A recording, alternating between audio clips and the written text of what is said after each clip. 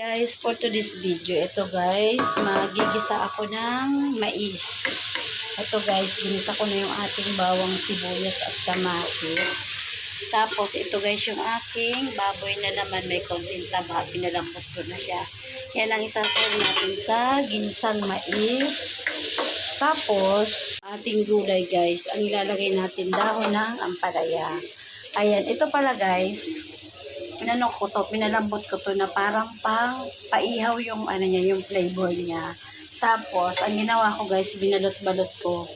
Parang ano to guys, parang pisngi yata to nung baboy. Kaya lang minsan guys, parang natatakam ako.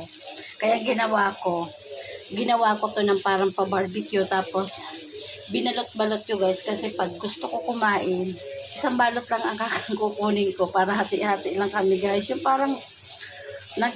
Yung parang natatakam ka minsan. Kaya lang ginawa ko guys. Tapos sasaw-saw mo lang sa suka. O makakain ka lang na 2-3, okay na. Diba guys? Ayan. Matikman mo, maano mo lang. Kasi minsan may time tayo na gusto natin kumain ng naiisip natin na gustong pagkain. Eh minsan guys, gusto ko ng ganito. Gabi na minsan pumunta ako sa bayan. Yung may binibilan ako doon na barbecue na. Yung ano ng tenga, pisngi. Ano ng tenga ng baboy, yan. Gantong-ganto ang kulay niya, guys. Tapos yan, masarap naman ito, guys, sa pagkagawa ko. Ayan. Kasi ito, gisa na tayo, guys. Ilalagay ko na itong mais. Ayan. Okay, guys. Simutin natin kasi sayang. Alam nyo, guys, ano na kami? Tawag dito, nagpas ng 1 week, wala kami internet. Pag nagagawi ako doon sa anak ko, doon ako nag-post ng video ko guys. Tapos, ang gagawin ko guys, ito. Lagyan na natin yung dapat pala ginisa ko ito, nakalimutan ko na guys. Dapat pala ginisa ko yung baboy. Hiniwalay ko sa sa sabaw. Pero okay lang guys. Malambot naman na siya. Tapos lagyan natin ng konting white rock salt at saka Himalayan salt. Ayan guys. Tapos, ito yung paminta kanina guys. Nadamihan ko yun sa pang-ihaw ko. Yung binawasan ko. Nilagay ko muna dyan siya. Ayan.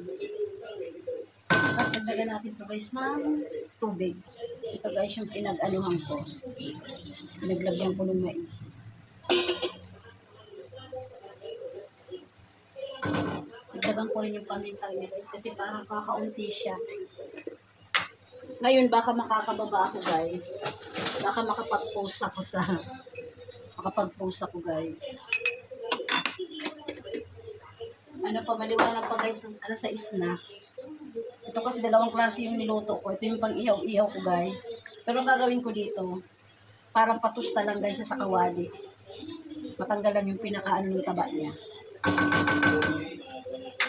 Takpan na natin, guys, para palambutin natin yung ating mais. Ito pala guys, pinalalamig-lamig ko lang. Ipapasok ko na to sa freezer. Ayan. Ito guys, mainit one time ang patolyo. Okay na to guys. Magdagdag pala ako dito ng isang mag na tubig. Ayan, okay na to. Tapos lalagay na natin yung dahon ng ampalaya. Ito pala guys, nabili ko to sa tawag ito sa plaza, pagsimba namin kanina. Itong dahon ng ampalaya, tamo sariwang-sariwa guys. At saka yung mais. 5 mais guys na maliliit lang. Sabi ko, ang tagal ko na hindi nakapagluto ng mais. Ginisang mais guys. So guys, okay na tong ating ginisang mais. Ayan. Tapos ito pala guys, yung tira namin kaninang tanghali. Ayan. Tapos, yung togi guys, ubos na. Yun pa, ininit ko yung kanina guys pagdating namin galing sa simbahan. Yun, inulam pa namin yung kanila.